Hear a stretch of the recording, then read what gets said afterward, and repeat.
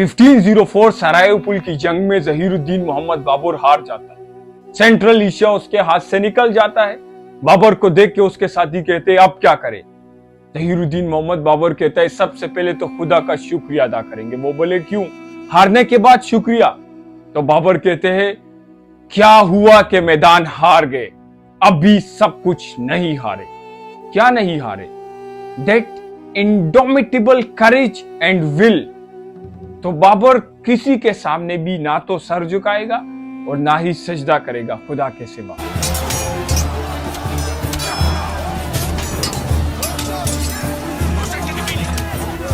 तो आज हम जानेंगे कि जहीरुद्दीन मोहम्मद बाबर कौन थे, वो हिंद क्यों गए, उस टाइम सेंट्रल एशिया में क्या चल रहा था।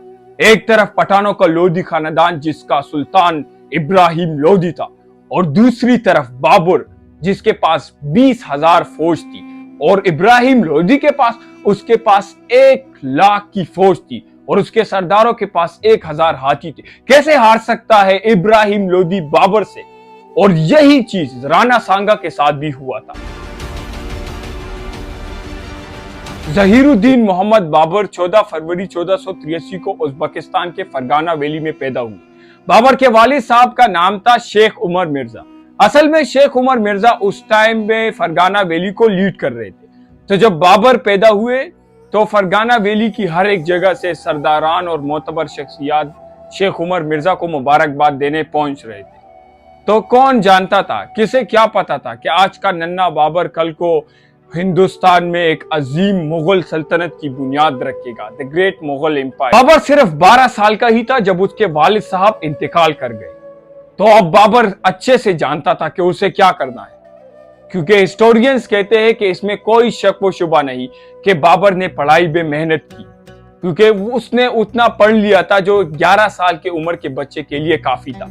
तो उसके बाद उसे तालीम की तरफ ध्यान देने का मौका ना मिला, क्योंकि उसके वालिद साहब इंतकाल कर गए। बाबर ने पूरी तरह से फरगाना वैली को जीतकर उस पर डोमिनेट किया था, लेकिन फिर बाबर के अपने ही रिश्तेदारों ने उसे उस जगह से निकाल दिया, और फिर बाबर ने काबुल फतह करके अफगानिस्तान का हुक्मरान बन गया। अफगानिस्तान में अपने फुतूहात और इख्तिदार मुस्तहकम करने के बाद बाबर का अगला हदफ हिंद था, जो बाबर की जुबान में निहायत गर्म मौसम वाला मुल्क था।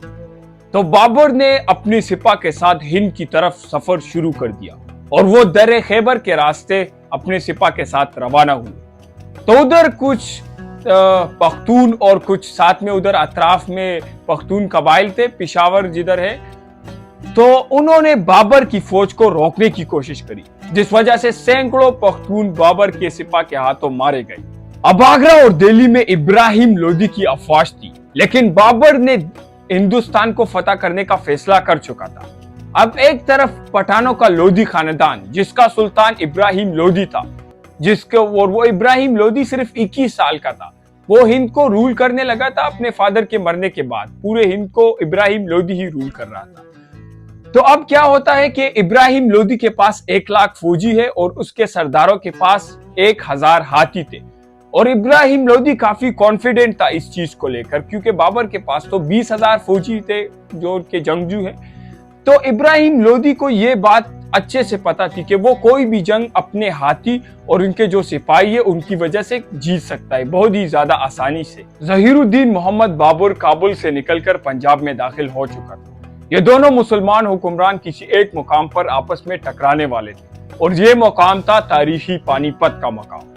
अभी इन दोनों हुक्मरानों ने एक दूसरे का खून बहाया, और फिर जो जंगी स्ट्रेटेजी थी उसमें जहीरुद्दीन मोहम्मद बाबर ने डिफेंस और अटैक के लिए काफी इंतजामात कर रखे थे। उसके बनिस्बत इब्राहिम लोधी ने की खास तैयारी नजर नहीं आ रही थी। शायद इब्राहिम लोधी को भरोसा था कि अपनी ताकत पर कि वो कुछ भी कर सकता है, कि उसको भरोसा था कि मेरे पास बहुत बड़ी फौज है, मेरे पास ज्यादा सिपाही है। और शायद इब्राहिम लोधी को इसी बात की वजह से उसे काफी नुकसान पहुंचाना पड़ा, और ये बात उसकी जहन में थी कि जो बाबर है वो मेरा कुछ नहीं बिगाड़ सकता है। तो इस वजह से उसकी जो डिफेंस और अटैक में जो इंतजामात जितने बाबर ने कर रखे थे, तो इतने इब्राहिम लोधी नहीं जानता था कि बाबर के पास 12 तोपें हैं। हिंदुस्तान में इन वेपन्स का इस्तेमाल पहली दफा हो रहा था। तो इब्राहिम लोदी को इसके बारे में पता नहीं था। तो अब इब्राहिम लोदी के पास तो 1000 हाथी थे उनके सरदारों के पास। तो जब वो हाथी आगे बढ़े तो बाबर की तोपों ने उन पे गोले दागना शुरू कर दिए और उनसे वो हाथी इतने खौफजदा हुए कि वो भागने लगे और अपने ही हजारों फौजियों को कुचल डाला। इब्राहिम लोदी के बहुत सारे सिपाही दिल्ली की तरफ भागने लगे, कई मारे गए, कई गिरफ्तार हुए, मगर इब्राहिम लोदी बहादुरों की तरह अपने सिपाहियों के साथ मैदानी जंग में मारा गया। उसे मौका मिलने के बावजूद उसने फरार की राह इख्तियार नहीं की और मैदानी जंग में मारा गया। तो फिर बाबर ने अपने सरदारों से कहा कि तुम लोगों ने इज्जत और एहतराम के साथ सुल्तान हिंद इब्राहिम लोदी को इज्जत और एहतराम के साथ दफनाना है।